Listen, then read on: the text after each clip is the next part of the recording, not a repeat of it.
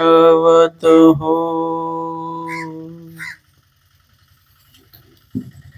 आजच्या सत्रामध्ये शांताबाई सा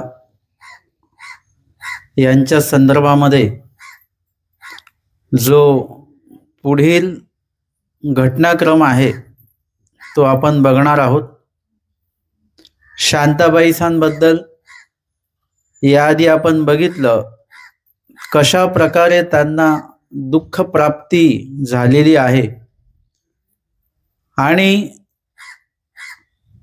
संसार म्हटल्यानंतर हे सगळे जे दुःख आहेत हे त्याच्यामध्ये समाविष्टच असतात। ते अवांतर ते दुःख येतात किंवा सुख येतात असं नसतं। हे सुख दुःख मिळूनच हा संसार जो आहे तो तयार आहे। आणि म्हणून श्री चक्रधर स्वामींनी सांगितलं की संसार म्हणजे कसा आहे, दुःखरूप आहे, अनित्य आहे आणि पापमूळ सुद्धा आहे। तीनही भाग जे आहेत श्री चक्रधर स्वामींनी सांगितले, एकाच प्रपंचाच्या मध्ये हे तीन गोष्टी आहेत किंवा तीन गोष्टी मिळून हा प्रपंच तयार झालेला आहे, ज्याच्यामध्ये दुःखरूपता आहेच। आता स्वामींनी यापैकी एक जरी सांगितलं असतं तरी चाललं असतं, अनित्य सांगितलं असतं, नुसतंच प्रपंच अनित्य आहे तरी चाललं असतं, किंवा दुःखरूप आहे एवढं जरी सांगितलं असतं तरी चाललं असतं, किंवा मग पापमूळ आहे एवढं सांगितलं असतं तरी चाललं असतं। परंतु या तीनही गोष्टी वेगवेगळ्या आहेत आणि त्याच्यामुळे स्वामींनी तीनही गोष्टी सांगितल्यात। प्रपंच म्हणजे कसा आहे, दुःखरूप आहे, पापमूळ आहे आणि अनित्य सुद्धा आहे। मग या तिन्ही गोष्टी का सांगितल्या? कारण की जरी सांगितलं की प्रपंच दुःखरूप आहे अशी प्रथम माहिती आपल्याला जरी दिली तरी सुद्धा आपण तो प्रपंच सोडूच असं काय नाही। इतर कितीतरी गोष्टी दुःखरूप आहेत, त्रासदायक आहेत, कष्टरूप आहेत, परंतु ते आपण सोडत नाही, त्या उलट करण्याचा भाव असतो। तर महिला वर्ग भाकरी बनवतात म्हणजे काय सोपं काम आहे का ते? त्या चुलीच्या समोर बसायचं आहे, त्या विस्तवावर पण भाकरी शेकायची आहे, तव्यावर पण शेकायची आहे। नुसतीच भाकरी शेकते असं नाही, आपल्या हाताला सुद्धा चटके लागतात, आगीचा जो काही दाह आहे त्याचा सुद्धा त्रास होत असतो। म्हणजे स्वयंपाक बनवणे हे काही सुखरूप क्रिया नाही आहे, ही दुःखरूप क्रिया आहे। शेती कार्य जे आहे, शेती काम करणं काही सोपं काम आहे का? किती कष्ट आहे त्याच्यामध्ये। म्हणजे प्रत्येक क्रियेमध्ये दुःख हा भाग आहेच आहे, अशी कुठली क्रिया नाही। एखाद्या व्यक्तीला अपत्य नसतं तेही दुःख आहे आणि अपत्य झाल्यानंतर परत त्याचं पालन पोषण करणं हे दुःख आहे, त्याला नोकरी लावणं हे एक दुःख आहे, त्याचं प्रापंचिक आयुष्य चांगलं चाललं पाहिजे याच्याविषयी मनामध्ये दुःख आहे। जगातली कुठली अशी क्रिया नाही आहे की जी दुःखरूप नाही आहे। म्हणून नुसतं स्वामींनी प्रपंच म्हणजे दुःखरूप एवढं सांगून स्वामी थांबले नाहीत। जरी दुःखरूप सांगितलं तरी जीव मात्र प्रपंच सोडायला तयार नाही। कितीतरी गोष्टी आहेत, त्यांना सांगितलं व्यसन म्हणजे काय आहे, व्यसन तुम्हाला मृत्यूकडे घेऊन जाणार आहे, कितीही सांगा याच्याबद्दल। दुःखरूपता जी आहे ती त्या व्यसनामध्ये दडलेली आहे। म्हणून आज जरी व्यसनाचा आनंद वाटत असेल तर उद्या त्याचं दुःख तुम्हाला प्राप्त होईल। ते दुःख त्यांना दाखवलं जरी, सांगितलं जरी, तरी सुद्धा कुठल्या प्रकारे त्या दुःखालाही सहन करण्याची ताकद जी आहे त्या जीवामध्ये आहे। आमचे स्वामी सांगतात, पोर जीव मरोनी ऐश्वर्य साधतात। म्हणजे असे काही क्रिया करणारे लोक आहेत की त्या माध्यमातून ते प्रसिद्धी मिळवतात आणि ते जे कार्य आहे ते मृत्यूकडे घेऊन जाणारा असेल, ते मौत का कुआ असतो बघा, किती कठीण गोष्ट आहे ती।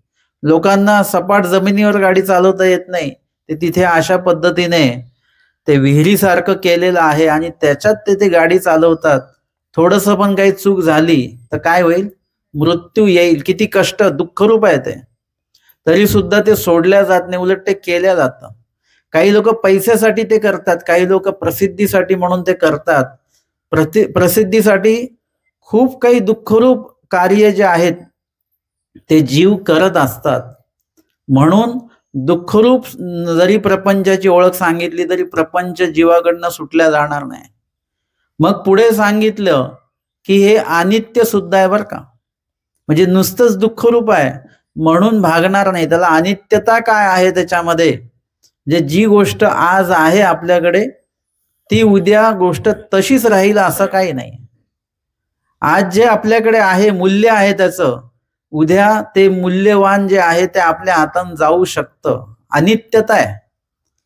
तुम्ही 50 रुपये लिटरचं दूध आणा, 100 रुपये लिटरचं दूध आणा, नाही तर 200 रुपये लिटरचं दूध आणा, काय होणार आहे? ते विशिष्ट वेळाने ते दूध खराब होणार आहे. जे किती महाग आणा दूध आणि ते कायमस्वरूपी टिकतं असं नाहीये. माझे एक शिकीन होत्या, ते म्हणाले मग आम्हाला तुम्हाला कपडे घ्यायचे. मग ते त्यांना म्हटलं दुकानात गेल्यानंतर मला सांगा बरं का तुम्ही, म्हणजे कुठला कपडा घेताय, कसा घेताय. मग ते दुकानात गेले, त्यांनी कपडा बघितला. म्हटलं कसा मीटर आहे कपडा? ते म्हणजे 500 रुपये मीटर कपडा आहे. मी म्हटलं 500 रुपये मीटर? मी 80 रुपये मीटरचा कपडा वापरतो. तर तुम्ही एवढा महाग घेऊ नका. म्हणजे 3 मीटर कपड्याचेच 1,500 रुपये होतात, सिलाई वेगळी. ते म्हणाले नाही आमची इच्छा आहे की चांगला कपडा घ्यायचा. म्हटलं बघा तुम्ही आता 500 रुपये मीटरचा कपडा घेतला आणि मला तोच कपडा वापरायची सवय लागली तर प्रत्येक वेळी थोडी एवढं महागडं मी घेऊ शकतो वगैरे. बरं 500 रुपये मीटर कपड्याची विशेषता काय? त्यामुळे कपडा खूपच चांगला आहे. म्हटलं 2 रुपयाच्या ब्लेडनी फाटेल की नाही फाटेल ते सांगा, है ना. कपडा आता मी त्याचं ते गणित केलेलं आहे.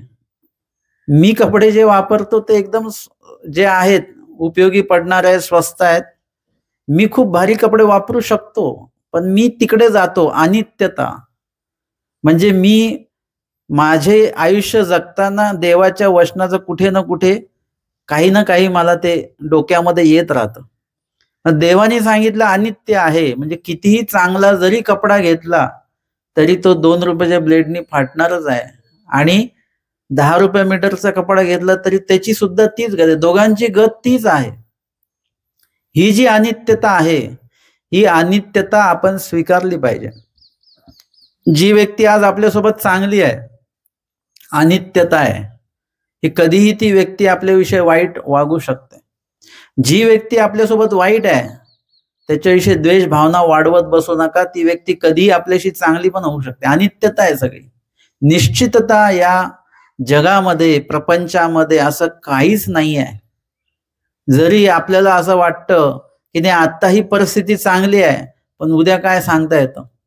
आज तुम्ही शेतात जाऊन बघितलं, पीक एकदम चांगलं आता येणार, एखाद महिन्यामध्ये सगळं काय व्यवस्थित होईल, आणि उद्याच जर का पाऊस पडला तर काय होईल? लगेच तिथल्या तिथे सगळे अनित्यता तुम्हाला तिकडे दिसायला लागेल. घर चांगलं आहे परंतु वादळ वारा काय आला, पडझड झाली, अनित्यता तुम्हाला दिसायला लागते. आज आपण चांगले आहोत, एकाएकी आजारी पडलो, अनित्यता आपल्याला दिसायला लागते. आणि मग ज्याच्या अनुभवाला हे येतं त्याला लक्षात येतं की काहीच खरं नाही बरं का जगामध्ये. पण त्या सर्कलमधनं आपण एकदा बाहेर आलो की परत आपण जसे तसे होऊन जातो. आपण कुणाच्या अंत्यविधीला गेलो की मग लक्षात येतं की प्रपंच म्हणजे देह, आयुष्य सगळं अनित्य आहे बरं का. कधी कालच माझ्याशी तो माणूस बोलला, आज गेला लगेच. म्हणजे काही खरं नाही जीवनाचं. उपदेश घेतला पाहिजे. म्हातारे लोक म्हणतात दीक्षा घेतलीच पाहिजे लवकरात लवकर. आणि त्या स्मशानातनं बाहेर आले की कुठे जातो आपण? लगेच आता लगेच आंघोळ करायची आहे, कपडे बदलायचे आहेत, जेवायचं आहे वगैरे वगैरे. लगेच त्या प्रवाहामध्ये आपण वाहून जातो. परत जेव्हा कुणी काही नाही मरेल, मग परत स्मशानात जाऊ, परत ते बुद्धी आपली येते. म्हणजे आपले विचार सुद्धा अनित्य आहेत. प्रपंचातली अनित्यता अशा काही घटनेमुळे दिसते. आणि म्हणून आमच्या स्वामींनी ही अनित्यता सांगण्यासाठी परसनायक नावाचे जे भक्त आहेत स्वामींच्या सन्निधानी, त्यांना काय केलेले, आनंद स्थितीचा संचार त्यांना केला.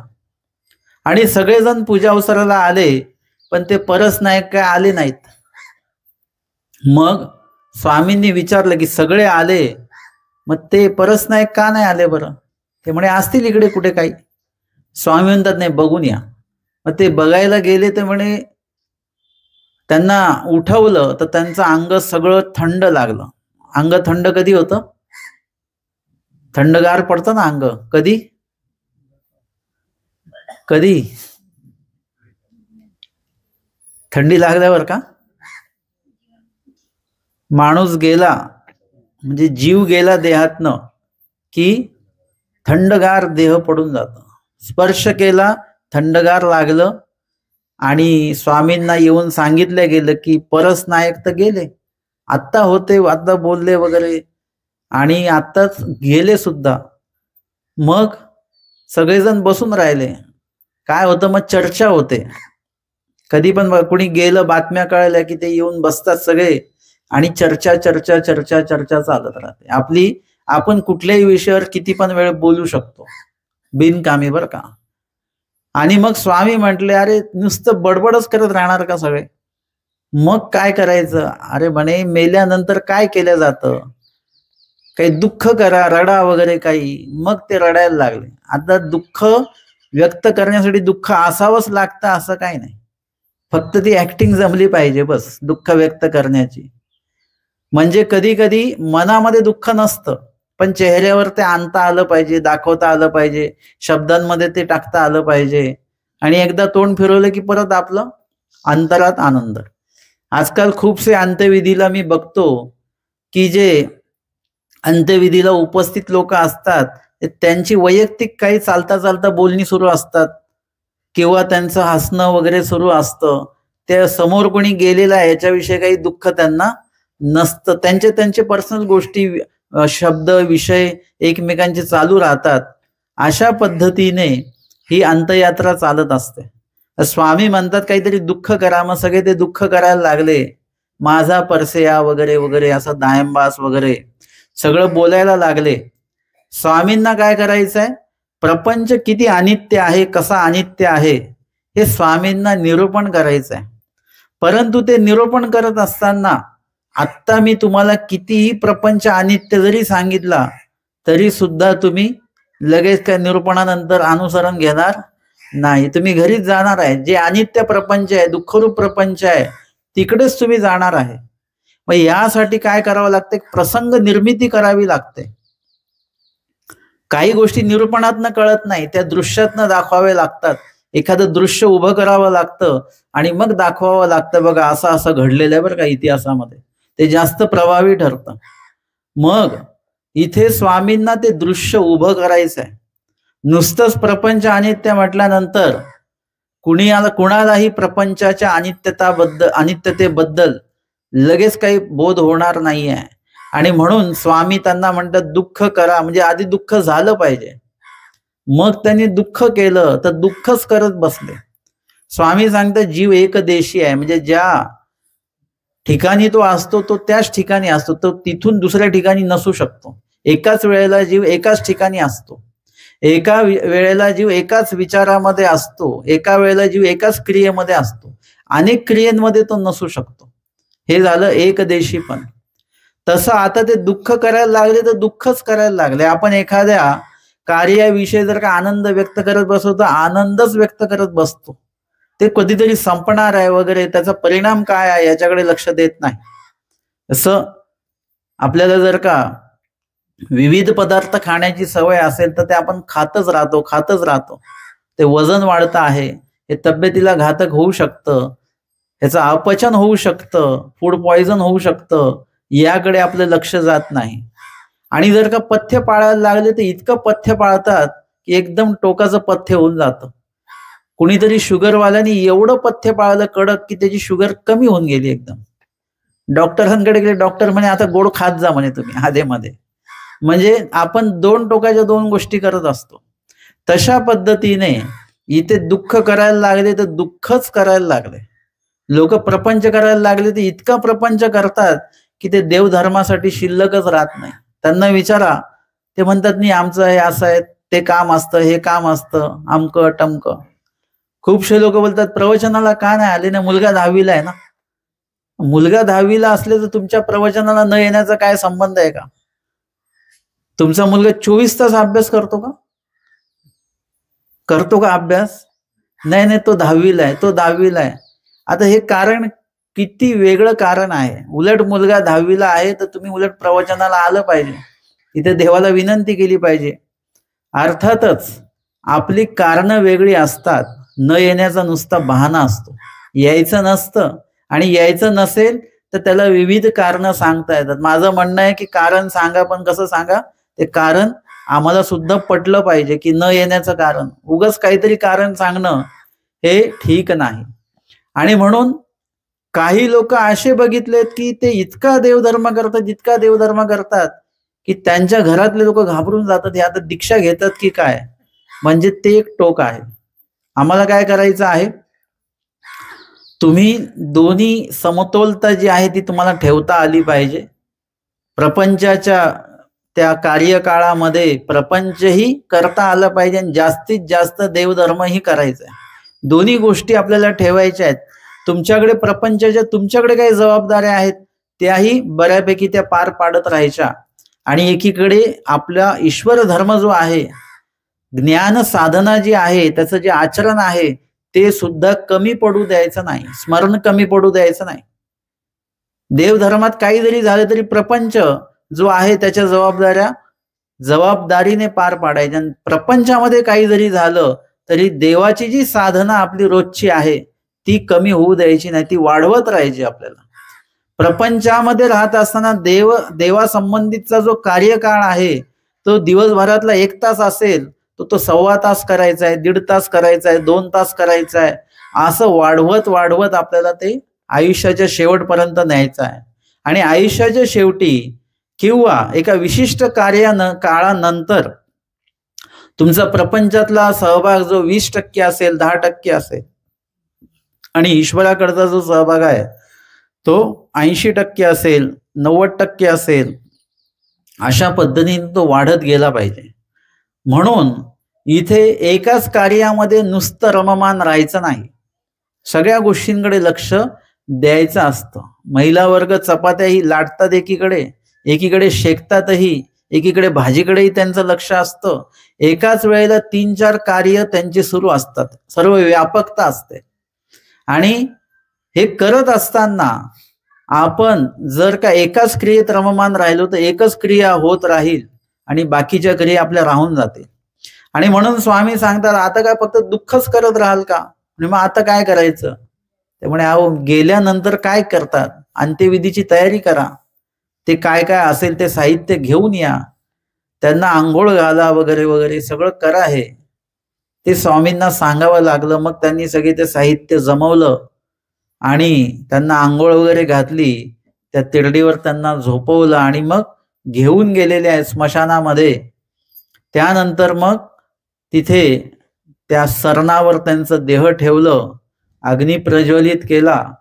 आता परस नायक जे आहेत हे सरलेले नाहीत बरं का, हे जिवंतच आहेत. फक्त स्वामींनी स्थिती सुखाचा आनंद एवढा दिलेला आहे आणि त्यामध्ये ते मग्न झालेले आहेत, ते वास्तविक मेलेले नाहीत. आमच्या इथे एक मंदिराच्या बाजूला एक म्हातारी होती, जखड म्हातारी होऊन गेली ती. तर ते काय झालं, एक दिवशी ती मेली बरं का. मेल्यानंतर तिला स्मशानात नेलं, सरणावर ठेवलं आणि अग्नी प्रज्वलित केल्यानंतर ती उठली ना, उठून बसली ती बाई. म्हणजे नंतरच्या काळामध्ये ती कितीतरी वर्ष जगली, नंतर जवळजवळ 10 वर्ष ती जगली. आता ती खरंच मेली होती का ती कुठल्या त्या कोमा अवस्थेमध्ये गेली होती, परंतु ती मेली असं डॉक्टरांनी जाहीर केलेलं होतं. अर्थातच परत परतीचा प्रवास झाला असेल की बाबा ही चुकीची म्हातारी आणली बरं का तुम्ही, ही म्हातारी नव्हती आणायची, म्हणून त्यांनी परत पाठवलं असेल, सांगता येत नाही. परंतु ती नंतरही काही वर्ष जगली. मंदिराच्या तिकडे बाजूलाच त्यांचं घर होतं. अर्थातच अशीच परिस्थिती परस नायकांची. परस नायक तर सरलेले नाही, तर जिवंतच आहेत, फक्त त्यांचं देह थंडगार लागलेले आणि कुठेतरी ते सरलेत असं लक्षात आलं. त्यांना त्या सरणावर ठेवलं, अग्नी प्रज्वलित केला. आमचे स्वामी एका झाडाखाली बसलेले आहेत. स्वामींना इतर कुठल्याही क्रियेशी काही घेणं नाही आहे. स्वामींना ते दृश्य उभं करायचं आहे, दुःख उभं करायचं आहे, अनित्यता सांगायची आहे समजून. म्हणून हे पूर्ण लीळा जी आहे ती स्वामींनी केलेली आहे. आणि मग एका झाडाखाली स्वामी बसले, ते अग्नी प्रज्वलित केल्यानंतर सगळे जण, ते असतं ना कपाळ मोक्ष होईपर्यंत, कपाळ मोक्षच बोलतात का त्याला, हा हो, ते आवाज येईपर्यंत फुटण्याचा, तोपर्यंत तिथे थांबायचं असतं, म्हणजे कन्फर्म हा घरी नाही आलं पाहिजे परत. असं असतं ना, पाहुणे मंडळींना सोडवायला कुठपर्यंत जातो आपण, बसमध्ये बसून, ते पाहुणे म्हणतात तुम्ही जा आता बस सुटेल, नाही नाही बस सुटेपर्यंत थांबतो, आणि ते परत आले नाही पाहिजे पाहुणे आपल्याकडे, म्हणून एकदा कन्फर्म. आणि हे पण सांगतो पोहोचल्यानंतर फोन करा, म्हणजे कन्फर्म पोहोचले घरी, एकदा निश्चिती झाली की आपण निश्चिंत होऊन जातो. तशा पद्धतीने तिथे थांबतात आणि तिथे सगळेजण येऊन बसले स्वामींच्या समोर. प्रेताकडे पाठ आहे, स्वामी जिथे प्रेत पेटवलेला आहे तिकडे स्वामींचं श्रीमुख आहे. सगळेजण स्वामींच्या समोर येऊन बसले, दुःख सुरू आहे. आणि मग स्वामी त्यांना म्हणतात की बाई, सर्वांना म्हणतात की दुःख करू नका, दुःख म्हणजे पाप आहे वगैरे, आणि प्रपंच कसा आहे, अनित्य आहे, तो प्रपंच कधी ना कधी नासणारच आहे. आज जो प्रपंच आपल्याला असा मूल्यवान वाटतो तो काही दिवसातच काय होतो, त्याची अनित्यता जी आहे ती आपल्याला दिसते. याचं मी उदाहरण देतो तुम्हाला, थोडंसं उदाहरण बरं वाटेल की नाही वाटेल. परंतु एखादा पदार्थ आहे,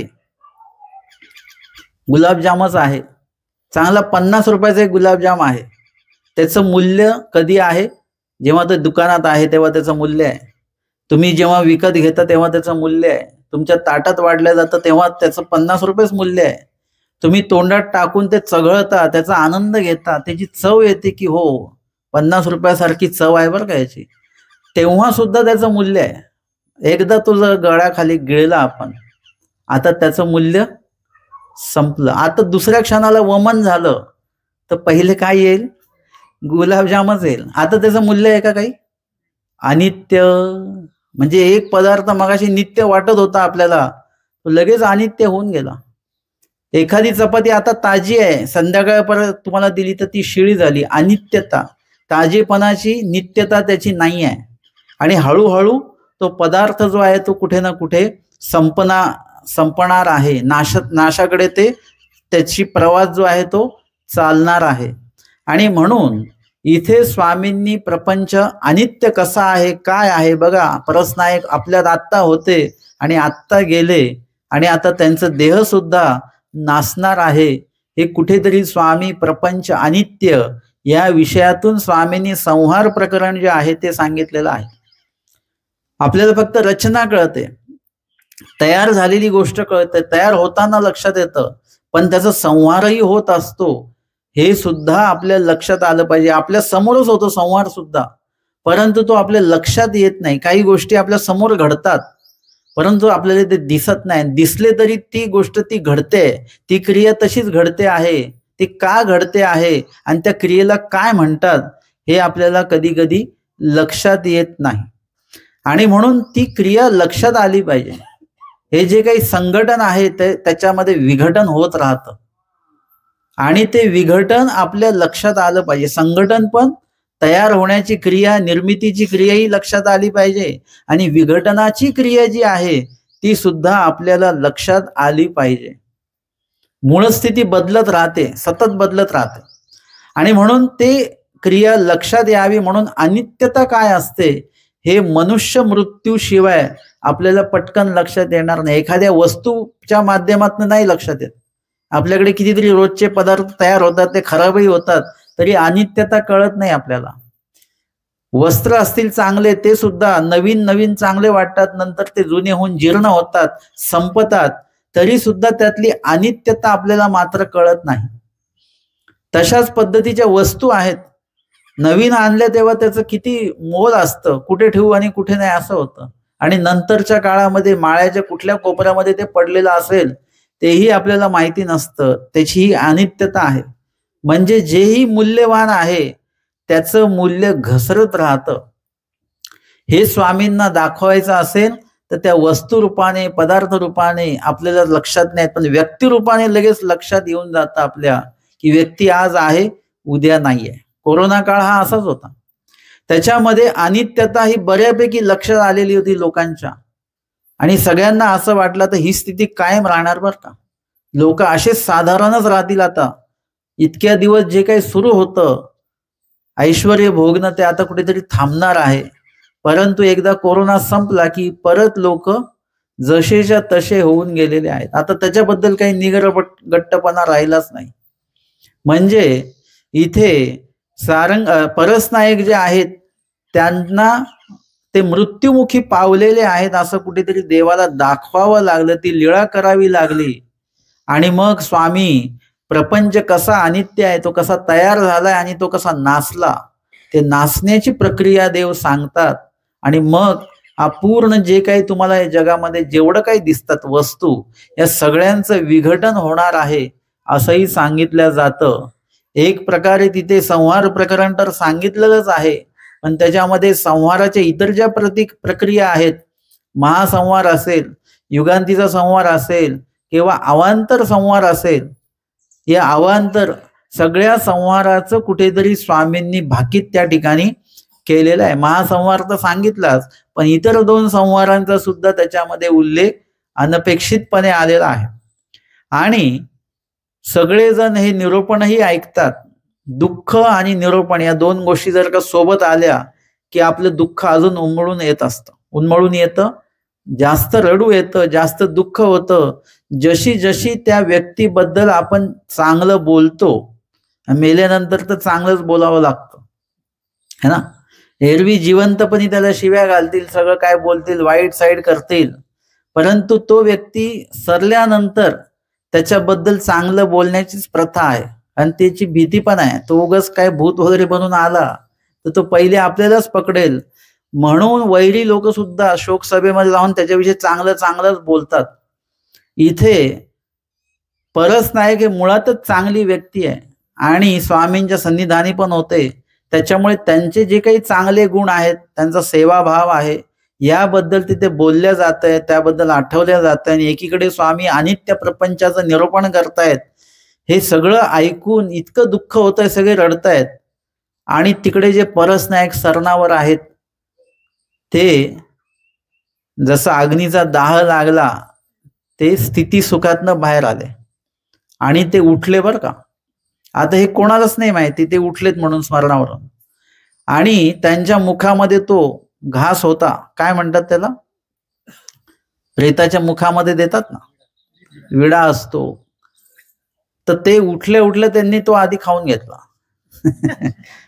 जे ते काल आपण म्हटलं ना की कोणी जन्मलं तरी आपल्याला जेवायला पाहिजे, कोणी मेलं तरी आपल्याला जेवायला पाहिजे. तो माणूस मेला त्यांच्या घरी, त्यांनी जर का जेवण ठेवलं नाही तर लोक म्हणतात बघा त्यांनी जेवण सुद्धा ठेवलं नाही. अरे त्यांचा माणूस मेला, तुम्हाला जेवणाचं त्याचं जीवन गेलं आणि आपलं जेवण गेलं. म्हणजे इथे आपल्याला जगामध्ये कुठं काही जरी झालं तरी आपल्याला काय पाहिजे, जेवण पाहिजे. कोणाची नोकरी लागली तरी जेवण पाहिजे, आणि त्याची नोकरी गेली तरी आपण म्हणतो मग कधी ठेवताय काय. म्हणजे अशा पद्धतीने इथे त्यांनी सुद्धा काय केलेलं आहे, पहिले तो घास मुखात होता तो खाऊन घेतला आणि मग सरणावरून उतरले. पण त्यांनी काही भांडण वगैरे वाद वगैरे तिकडे केले नाहीत बरं का, की बाबा मी जिवंत असताना मला सरणावर कसं काय ठेवलं वगैरे, तसं काही त्यांनी मुद्दा उचलला नाही. त्यांनी काय केलं, निरूपणाचं मूल्य राखलेलं आहे. मला ती खूप विशेषता वाटली परसनायकांच्या त्या लीळेमध्ये. आपण हा मुद्दा लक्षात घेतला नाही कधी, की तिथे ते सरणावरून थेट उठून आलेले आहेत आणि कुठे बसले, त्या प्रवचनामध्ये बसलेले आहेत, सगळ्यांच्या मागे येऊन बसले आणि निरूपण ऐकतात. म्हणजे निरूपणाला एवढं महत्व देता आलं पाहिजे की आपण जिवंत असताना ते महत्व देत नाही, परंतु हे कुठेतरी मृत्यू सारखं झालेलं आहे त्यांचं. मृत्यू तो नव्हता झाला, पण तसं झालेलं एक प्रकारे, तरी सुद्धा ते इकडे तिकडे न जाता ते कुठे आले, थेट निरूपणामध्ये येऊन बसले. सगळ्यांच्या मागे सगळे दुःख करतायत, रडतायत आणि परसनायक सुद्धा रडतायत मागे. मग स्वामींनी सगळ्यांना विचारलं की तुम्ही लोक हे दुःख करताय, रडताय, कशासाठी रडताय. ते म्हणाले, देवा परसनायक सरले म्हणून आम्ही दुःख करतोय. आता मागे परसनायक बसलेले आहेत त्यांच्या, है ना. आपल्या बाबतीत असं झालं कधी तर, म्हणजे ज्याला पोचवायला गेलेलो आहे तोच येऊन बसलेला आहे आपल्या सोबत निरूपणाला, तर काय आठवेल तुम्हाला तिथे, तेव्हा देव आठवेल आपल्याला. मग आता ते येऊन बसले. स्वामी त्यांना विचारतात की तुम्ही का रडता? ते म्हणतात हे सगळे रडतायत म्हणून मी रडतो आहे. म्हणजे सगळ्यांनी मग परसण्याकडे बघितलं आणि ती देवाची लीळा आहे सगळ्यांच्या लक्षात आलं. अर्थातच इथे ही जी गोष्ट तुम्हाला नित्य वाटते ती अनित्य पण आहे, आणि जी अनित्य गोष्ट आहे ती काही कालावधीसाठी नित्य आहे, जोपर्यंत आहे ते.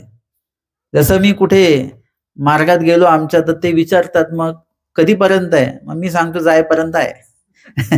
म्हणजे आश्रमातनं बाहेर जायपर्यंत आहे तोपर्यंत. सहजपणे गेलं की विचारतात आता तुम्ही निवांत आलेला आहेत ना, किती दिवस थांबणार आहात? म्हटलं जायपर्यंत आहे मी. म्हणजे इथे जी गोष्ट अनित्य होईपर्यंत ती काही वेळासाठी ती नित्य असते, आणि मग नंतर मग ती अनित्याची प्रक्रिया जी आहे त्याची सुरू होऊन जाते. मग जीवाला जर का प्रपंचाबद्दल सांगितलं की ते दुःखरूप आहे, तरी जीव सोडणार नाही. दुःखरूप असले तरी काय हरकत आहे? कष्ट घेऊन प्रॉपर्टी संपत्ती कमवणं ह्याचा एक वेगळा आनंद असतो. त्याच्यात जेवढे दुःख होतात मग तो माणूस काय करत असतो, कोणी भेटले तरुण मंडळ की त्यांना ते सांगत असतं की आम्ही कसे दिवस काढले, काय काढले. त्यांना आनंद वाटत असतो ते सगळं दुःखरूप आम्ही किती भोगलेलं आहे ते सांगायला. आणि दुःखरूप असून प्रपंच सोडला जात नाही म्हणून देवाने अनित्य सांगितलं, किंवा अनित्य सांगितल्यानंतर तो प्रपंच सोडला जाईल. परंतु अनित्य जरी सांगितलं आपण, अनित्यता जरी दाखवली, तरी मात्र तो प्रपंच सोडला जात नाही. म्हणून देवाने परत तिसरं वाक्य काय सांगितलं? तिसरा जो दोष आहे प्रपंचातला तो काय सांगितला? ते पाप मूळ सुद्धा आहे, म्हणजे पापाचं मूळ सुद्धा आहे. एरवी सर्वसाधारण सामान्य माणूस जो असतो तो पापाला घाबरत असतो, कारण की पाप हे मुळातच कसं आहे, हे दुःखाला कारणीभूत आहे, नरकाला कारणीभूत आहे. आणि त्याच्यामुळे नरकाला जाणे नको या एक सर्वसाधारण मनुष्याचा एक विचार करण्याचा तो भाव असतो. आणि म्हणून स्वामींनी सांगितलं पाप मूळ. आता स्वामींनी काही तुम्हाला भीती घालण्यासाठी सांगितलेलं नाहीये, वास्तविकता सांगितलेली की असं असं आहे बरं का. एखादा पदार्थ आपल्याला असं वाटतं चांगला आहे, मग तो किती खावा, किती प्रमाणात खावा. एका माणसाला असे फोडो आलेले होते, दवाखान्यात तो गेला. डॉक्टरांनी विचारलं काय खाता तुम्ही, म्हणजे तुमची उष्णता खूप वाढलेली आहे, त्याचीही सगळी फोडं आहेत, तुम्ही काय खाता रोज? म्हणजे मी वाटीवर बदाम खातो रोज. म्हणजे त्या बदाम हे कसे असतात, उष्ण असतात. बदाम हे गुणकारी पण आहेत आणि जास्त प्रमाणात खाल्ले तर दोषकारक सुद्धा आहेत. कुठलाही जो काही पदार्थ आहे तो प्रमाणात खाणं हे गुणकारक आहे, आणि तो अति प्रमाणात खाणं हे दोषकारक ठरू शकतं. आणि म्हणून त्यांना ते तसं झालेलं. डॉक्टर म्हणाले आधी ते बदाम बंद करून टाकत, हे त्याच्यामुळे सगळं झालेलं आहे.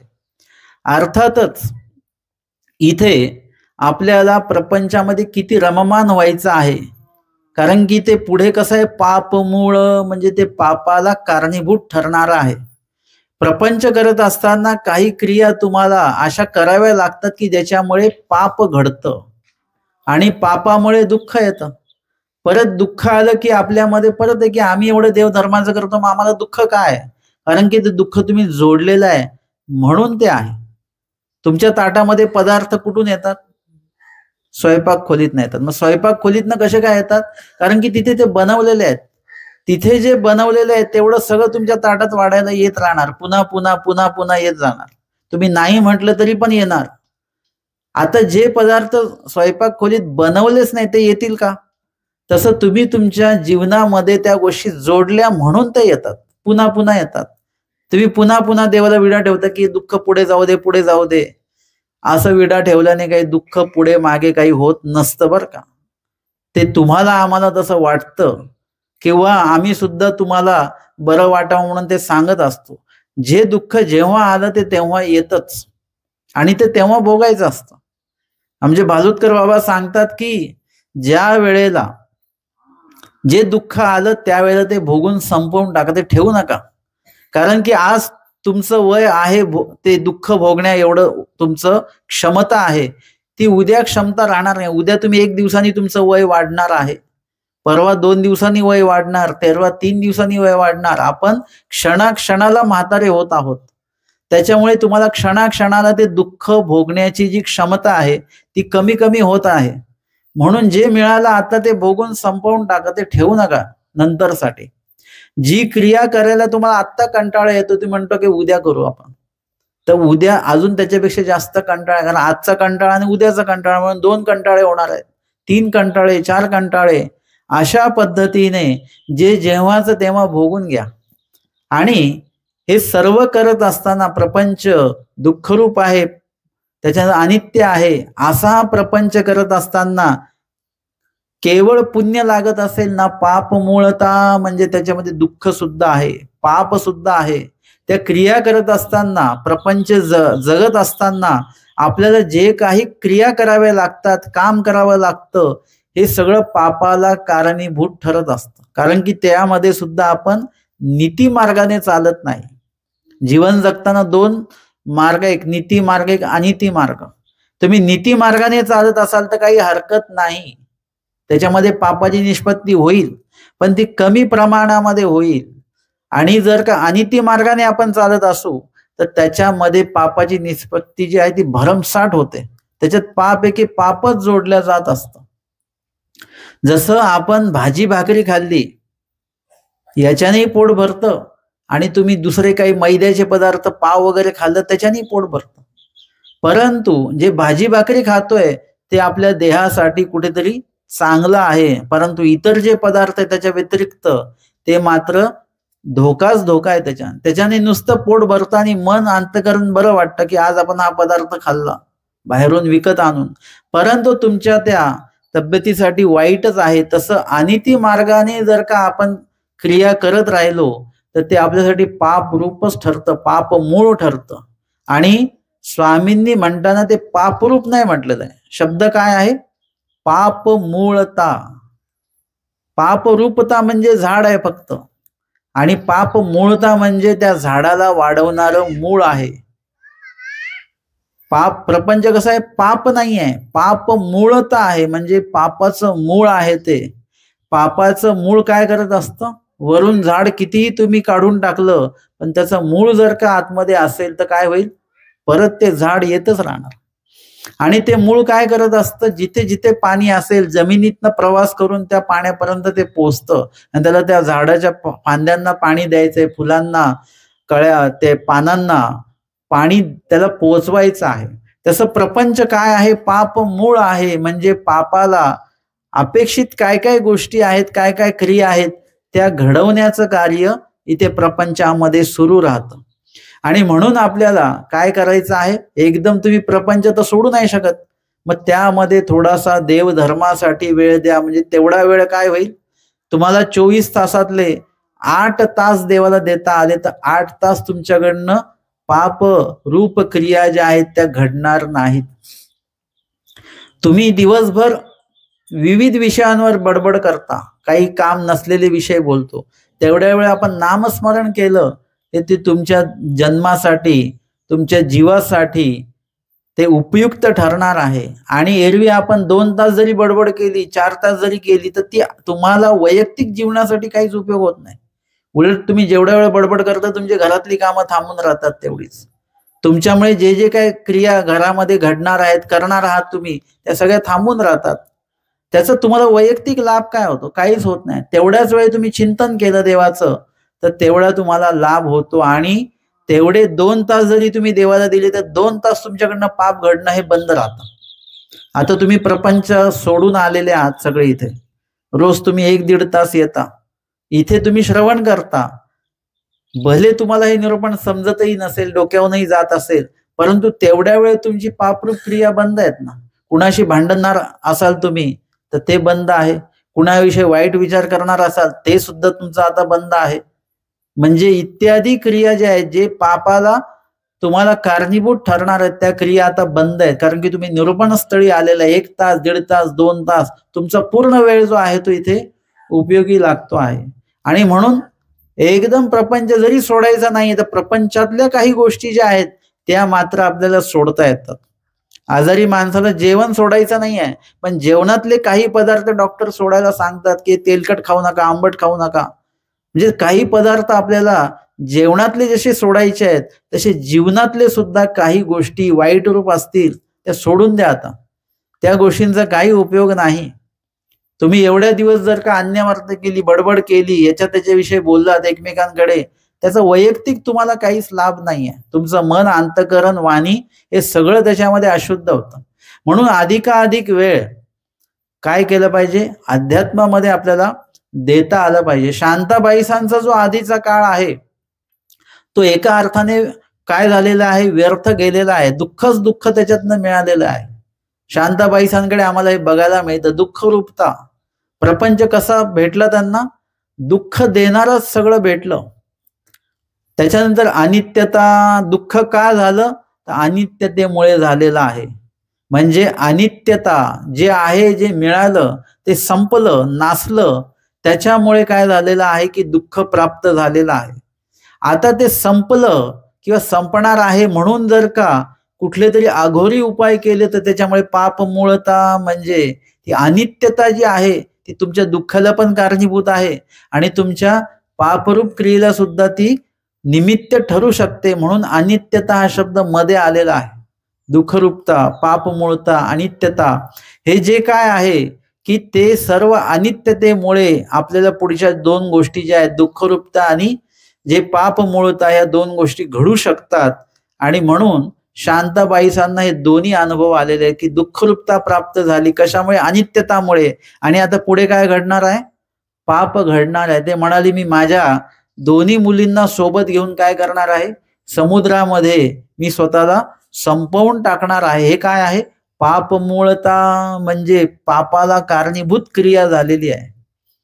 का बरं ते अध्यात्माकडे का नाही येत आहे. जे सारंग पंडित आहेत, सारंग पंडित जेव्हा सरले तेव्हा त्यांची पत्नी आणि मुलगी दोघांनी काय केलेलं आहे, संन्यास धर्माचा स्वीकार केलेला आहे. इकडे तिकडे न जाता, हे वैधव्य आयुष्य न जगता किंवा समाजाच्या मध्ये जाऊन, समाजामध्ये मान मान्यता आहे का, विधवा स्त्रियांना आहे का मान मान्यता, नाही आहे. परंतु संन्यास धर्मामध्ये मात्र त्यांना ती मान मान्यता आहे. तिथे जावं, संन्यास घ्यावा. आणि संन्यास घेणं हे प्रत्येक धर्मामध्ये आहे. प्रत्येक धर्म, कुठलाही धर्म घ्या तुम्ही, हिंदू धर्म घ्या, जैन धर्म घ्या, मुसलमान धर्म घ्या, कुठलाही धर्म घ्या, त्याच्यामध्ये संन्यास हा जो काही विधी आहे तो प्रत्येक ह्याच्यामध्ये सांगितलेलाच आहे. हे काय म्हणतात की महानुभाव धर्म स्वीकारला की संन्यास घ्यावा लागतो म्हणे, असं काही नाहीये. हे सगळ्या धर्मामध्ये आहे. ब्रह्मचारी, त्याच्यानंतर गृहस्थ आश्रम, संन्यास आश्रम, वानप्रस्थ आश्रम हे हिंदू धर्मामध्ये सुद्धा आहे.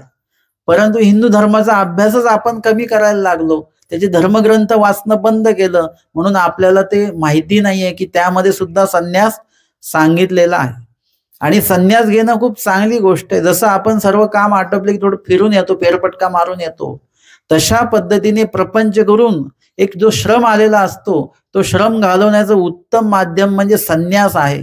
त्या प्रपंचातनं थोडंसं बाहेर येऊन बसा तुम्ही, त्या प्रपंचाचा त्याग करा. एक नवीन जागा, वानप्रस्थ म्हणजे आश्रम विभागामध्ये जा, राना वनामध्ये जे आश्रम आहेत त्या ठिकाणी जाऊन थांबा. हा प्रपंचाचं जे काही प्रक्रिया तुम्ही केलेल्या आहेत वर्षानुवर्ष, त्यामुळे जी काही मनस्थिती आपली बिघडलेली आहे ती शांत करण्यासाठी म्हणून कुठेतरी आपण निवांत, जिथे ईश्वर चिंतन घडेल अशा आश्रमस्थळी जाऊन आपण थोडं स्वतःला त्या ठिकाणी ठेवता आलं पाहिजे आपल्याला.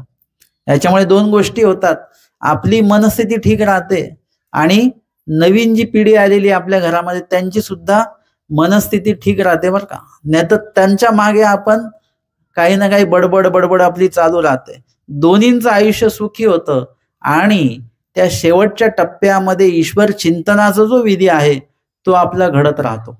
शांताबाईसांनी निर्णय चुकीचा घेतलेला आहे की स्वतःला संपवायचं, मुलींनाही संपवायचं. तोच त्यांनी संन्यास धर्माचा जर का निर्णय घेतला असता तर तो योग्य ठरला असता. परंतु त्यांच्या नशिबामध्ये संन्यास हा विधी होता आणि म्हणून सारंग पंडितांची भेट होते. स्वामींच्याही भेटीचा बद्दल ते त्यांना सांगतात, सुचवतात आणि स्वामींच्या सन्निधानी गेल्यानंतर त्या ठिकाणी त्यांचं सर्व दुःख निवृत्ती होते. अनित्यता काय आहे त्यांना आधीच कळालेलं आहे. म्हणून नित्य काय आहे त्याच्या शोधामध्ये ते निघालेले आहेत. शांताबाईसांना अनित्यताही कळाली आणि नित्य परमेश्वराची भेटही झालेली आहे. त्याच्यामुळे काय झालं की दुःखरूपता निघून गेली आणि पाप मूळता जी घडणार होती ती मात्र तिथेच थांबून गेलेली आहे. अध्यात्माचा लाभ हाच आहे की तुमच्याकडनं जे काही पाप रूपी क्रिया घडणार असतील किंवा त्याचा विचार असेल तर तो विचार बदलून जात असतो आपला. त्या ठिकाणी अध्यात्म तुम्हाला पापरूप क्रिया करण्यापासून वंचित ठेवतो.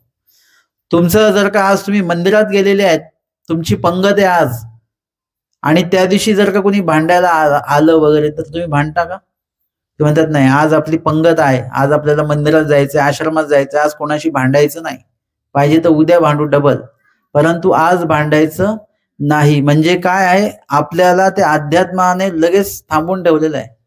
तुमच्या घरात पूजा असेल त्या दिवशी तुम्ही कुठेही घरामध्ये अजिबात घरातल्या घरातही वाद होऊ देत नाही.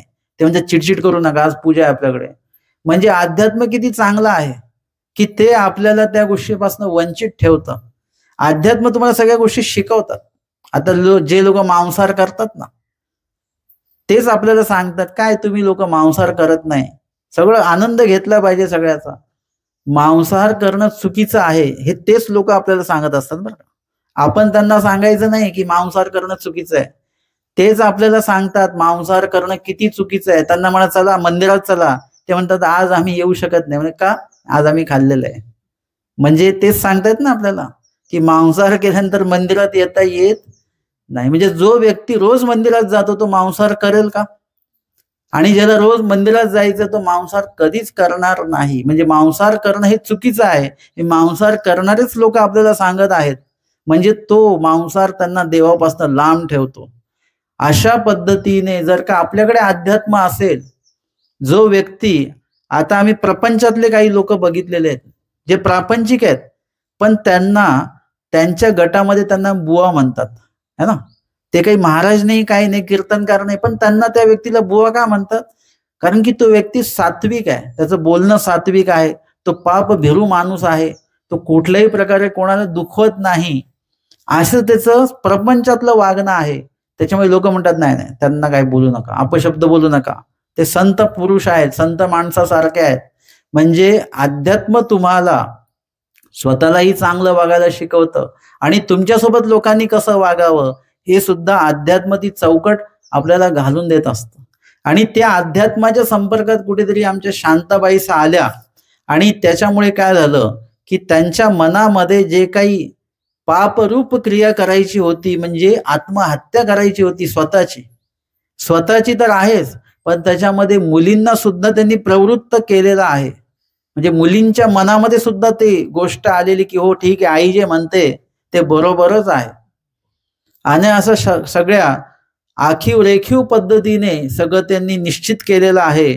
म्हणजे आपण स्वतःला संपवणं हे तर चुकीचंच आहे, परंतु इतरांच्याही हिंसेला निमित्त होणं हे जास्त चुकीचं आहे. आणि त्या सर्व पापरूप क्रिया, पापमूळ क्रिया शांताबाईंकडनं घडणारच होत्या.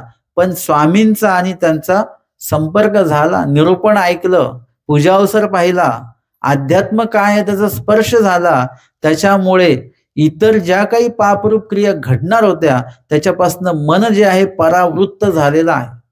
म्हणून थोडा वेळ जरी तुम्ही अध्यात्म आयुष्यामध्ये ऐकलं आणि त्याचं पालन, जसं काल आपण सांगितलं, श्रवण तर तुम्ही भरपूर करत आहात, वाचनही तुमचं अध्यात्माचं चांगलं चालू आहे, पण त्याचं पालन जे आहे ते उतरवणं ते जमलं पाहिजे आपल्याला.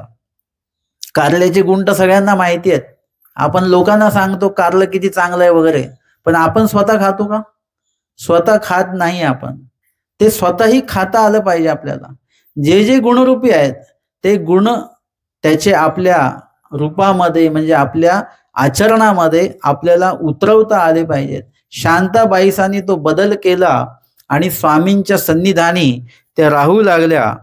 एक दिसी गोसावी ऐसे बाहेरी बीजे केले. आमचे स्वामी एकदा मठातनं बाहेर आलेले आहेत. विहिरीची एकडे बोरी बाबूळ होती. त्या विहिरी जवळ बोरी आणि बाभूळ हे दोन्ही झाड आहेत. या दोन्ही झाडांची विशेषता काय आहे?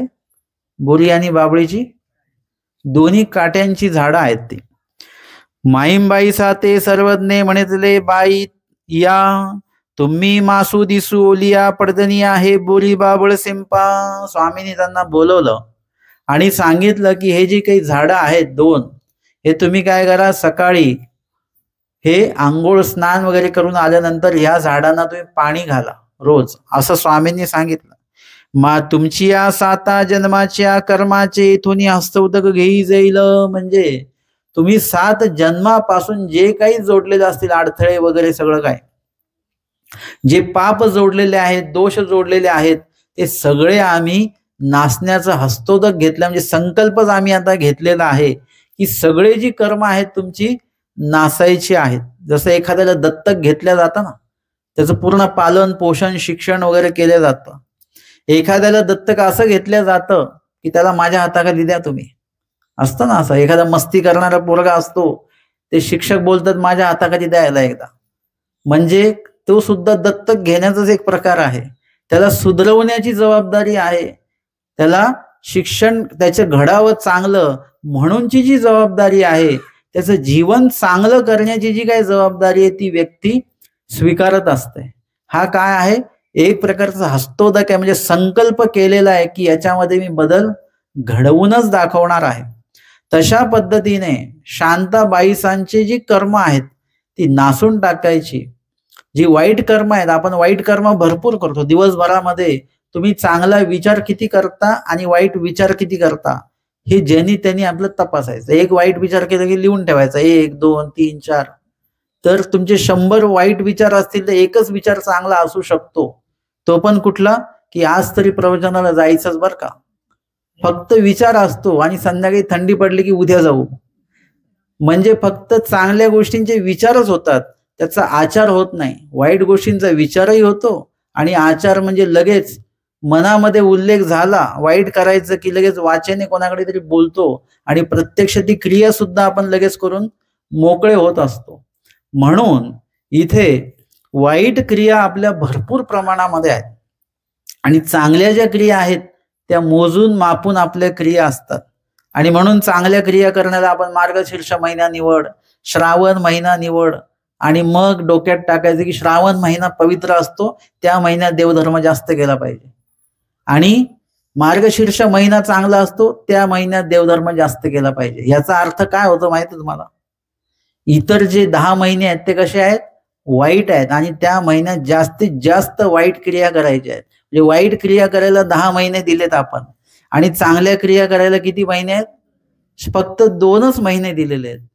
माझं म्हणणं आहे की चांगल्या क्रिया करायला 10 महिने द्या, वाईट क्रिया करायला 2 महिने द्या असं मी म्हणणार नाही. त्याला मी का निमित्त येऊ?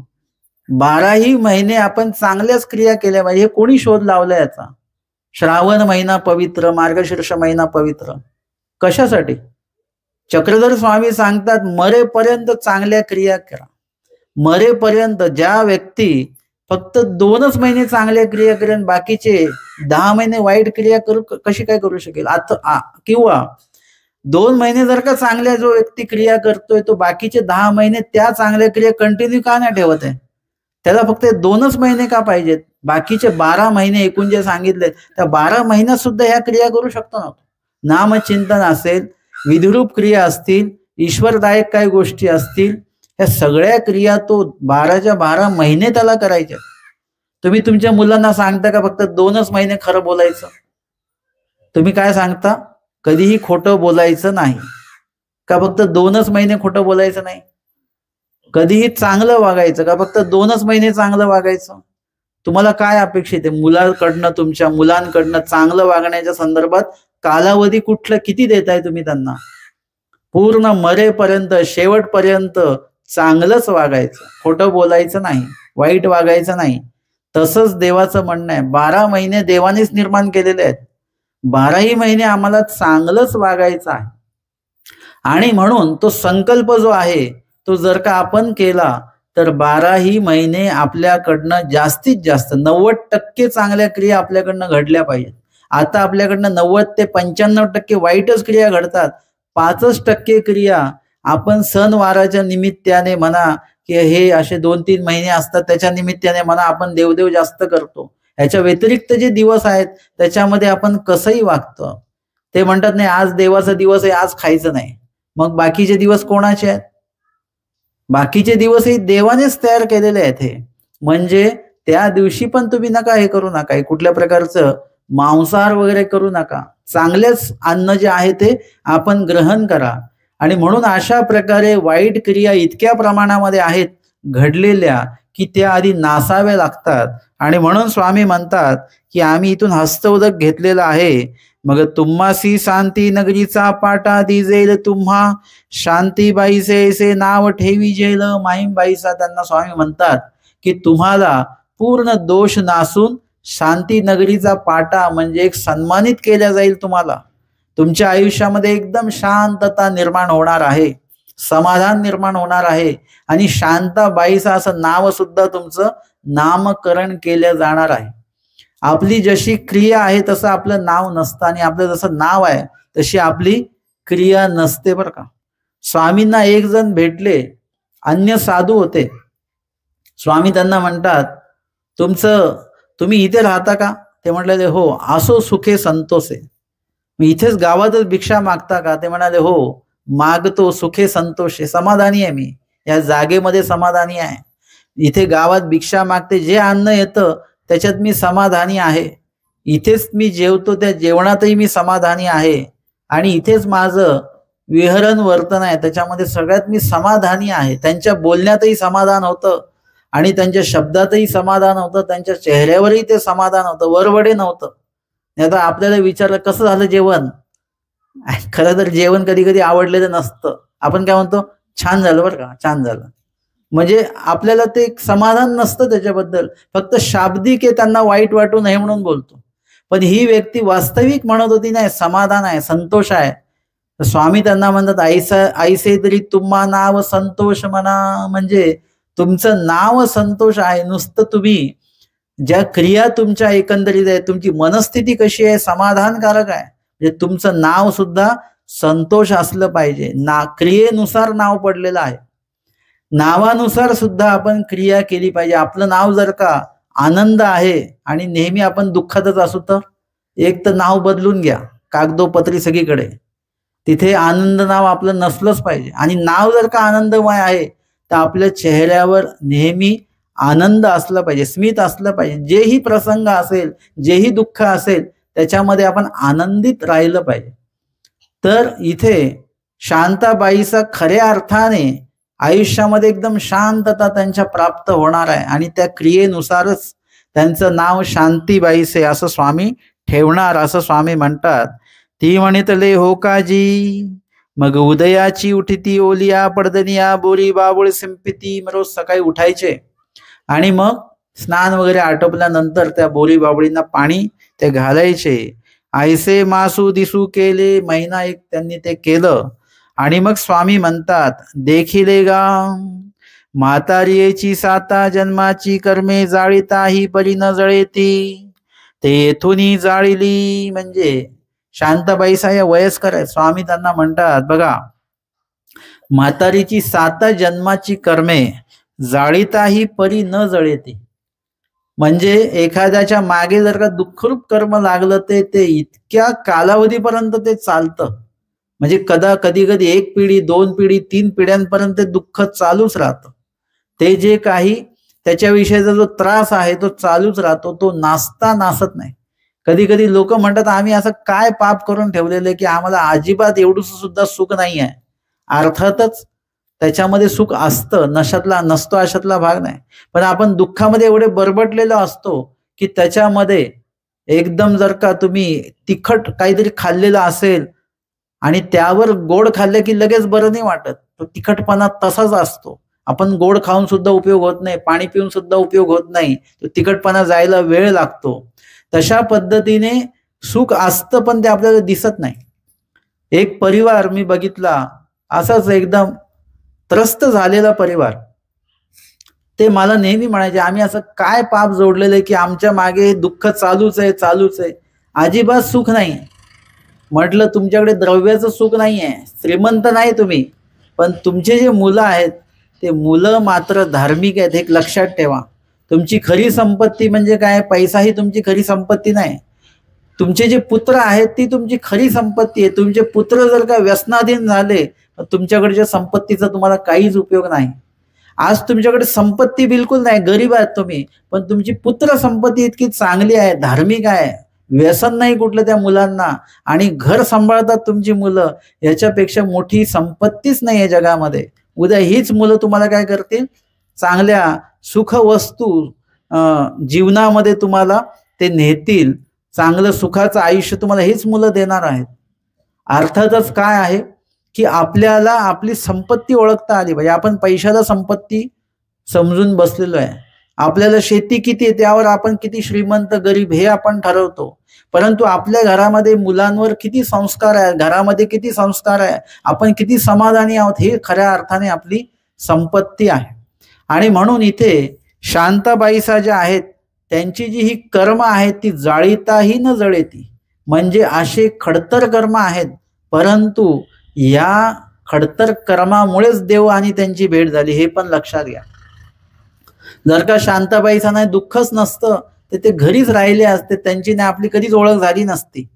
पण शांताबाईसा या दुःखामुळे घर सोडून निघतात काय आणि स्वामींची भेट होते काय, आणि म्हणून त्यांना शांतीनगरीचा पाटा, शांताबाईचं असं नाव. आणि विशेषतः म्हणजे जी न नासणारी जी कर्म आहेत ती सुद्धा त्याच्यामुळे नासल्या गेली. म्हणजे एका वाईट क्रियेतनं किती चांगल्या क्रियेची निष्पत्ती होऊ शकते हे पण आपल्या लक्षात येतं. आपण वाईट क्रियेला वाईट दृष्टीनेच नाही बघायचं, फक्त वाईट क्रियेतनं सुद्धा चांगल्या क्रियेची निष्पत्ती होत असते, होणार असते, आणि ती सुद्धा आपण बघितलं पाहिजे. बघा गव्हावर किती वाईट दिवस होतात की जेव्हा त्याला चक्कीमध्ये टाकलं जातं, किती त्रास आहे त्या गव्हाला, असं समजून घ्या गव्हामध्ये जीव आहे, परंतु त्याच्यातनं निर्मिती कसली होते, पिठाची निर्मिती आहे. पिठाला तरी तुम्ही जगू देता का? त्याच्यात पाणी मीठ तेल बीठ टाकून त्याला चांगलं मिळवून पळून, त्याला दुःख आहे, पण त्याच्यातनं निर्मिती कणकाची होते, त्याला परत तुम्ही ठेवत नाही, लाटून त्याला चांगलं त्याला तव्यावर टाकतो, निर्मिती कशाची होते, म्हणजे कष्ट आहेत त्याच्यामध्ये, दुःख आहेत त्याच्यामध्ये, पण निर्मिती मात्र चांगली होते ना, काहीतरी भाकरी तयार होते, चपाती तयार होते, स्वयंपाक तयार होतो आहे, म्हणजे क्रिया थोडी कष्टरूप आहे, परंतु निर्मिती जर का त्याचा शेवट परिणाम जर का चांगला होत असेल, असे दुःख कष्ट सहन करायला काहीच हरकत नाही. आणि स्वामी म्हणतात की ते येथोनी जाळली, म्हणजे त्यांची अशी दुःखरूप कर्म, खडतर कर्म आम्ही जाळून टाकली, म्हणजे ती शिल्लकच ठेवली नाहीत, म्हणजे जाळून टाकली म्हणजे नासून टाकली. म्हणून श्रीकर हस्त उदक घेतले, स्वामींनी श्रीकरामध्येच पाणी घेतलेलं आहे की आम्ही त्यांची ती कर्म जी आहे नासून टाकण्याचा संकल्प जो केलेला होता तो पूर्ण केला, असं स्वामी भक्तजनांना सांगतात. शांताबाईसा ज्या आहेत खूप चांगल्या प्रकारे त्यांचं जे काही समर्पण आहे ते देवाच्या ठिकाणी आतापर्यंतच तर आपण बघितलेलं आहे, पण अजूनही महत्वाचं समर्पण जे आहे ते त्यांनी पुढे केलेलं आहे, ते आपण आजच्या दुसऱ्या सत्रामध्ये बघणार आहोत. दंडवत हो